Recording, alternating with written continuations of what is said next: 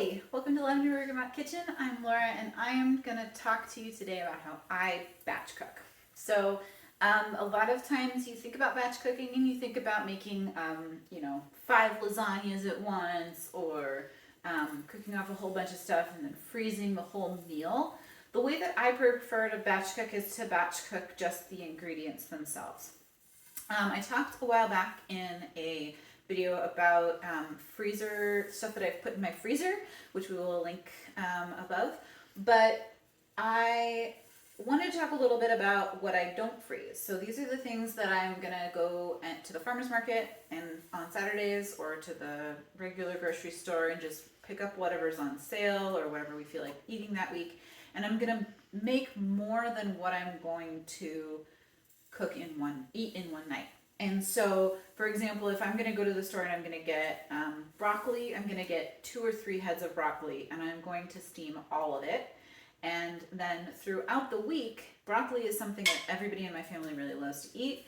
And so, we can add it to whatever we're going to be cooking that night or just warm it up with a little bit of salt and some butter and have that as a side.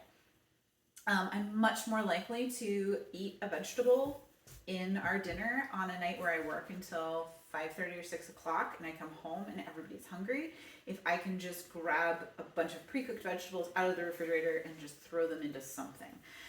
So we're going to do some videos coming up more about how to utilize vegetables that are pre-prepped and how to use those leftover vegetables.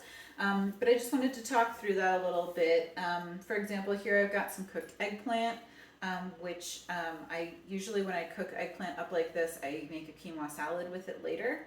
And then whatever's left, we throw into soup.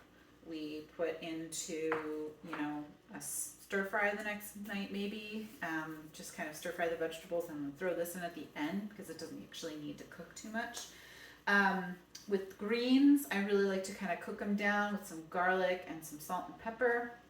Have them sitting in there, and then again we just grab a handful, throw it into whatever we're cooking. So I really like to make sure that my fridge is always full of cooked vegetables, but you do want to be careful not to cook too much because there's nothing worse than spending a lot of time on your Sunday cooking a bunch of vegetables and then getting to Thursday and realizing some of them are slimy. So what I like to do is think about how much would my family eat in about 3 days, and then on Wednesdays I usually cook a little bit more of whatever we have that's fresh that we didn't cook or that I've just picked up. And then the rest of the week, sometimes those are more meals that involve fresh vegetables instead. So just kind of think about your week and how you're going to use them before you throw, 5 eggplants in your oven to roast. So thank you for watching. Please like and subscribe to make sure that you catch all of our videos coming up.